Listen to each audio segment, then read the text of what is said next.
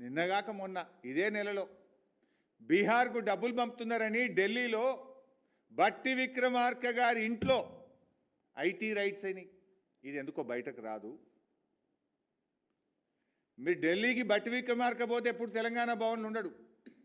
గురుగాంలో ఆయన అత్తగారి ఇల్లు, ఆయన ఇల్లు ఉంటుంది, ఆడికి పోతాడు రాత్రి. ఆ గురుగాం ఇంటి మీద ఐటీ రైట్స్ అయినాయి. అక్కడి నుంచి కంప్యూటర్ హార్డ్ డిస్కులు, చిప్పులు అన్నీ తీసుకుపోయినారు ఐటీ వాళ్ళు. అంత గప్చూపు ఎందుకు అయింది మరి? ఎందుకో బయటకు రాకపోయే? ఏం ఒప్పందం ఉన్నది మీ మధ్య? పొంగిలేటి గారి ఇంటి మీద ఈడీ రైట్స్ అయినాయి. 3 రోజులు సెర్చ్ చేసిండ్రు. లోపలికి డబ్బులు లెక్క పెట్టే మిషన్లు పోయినాయి. టీవీలలో అందరు చూపించిండ్రు.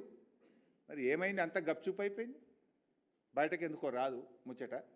ఏం దొరికింది, ఎంత దొరికింది, ఏం సీజ్ చేసిండ్రు? ఈడీ ఎందుకో అందరిది స్టేట్మెంట్ ఇస్తుంది, కానీ పొంగిలేటి గారి ఇంటి మీద ఎందుకో స్టేట్మెంట్ ఇయ్యది.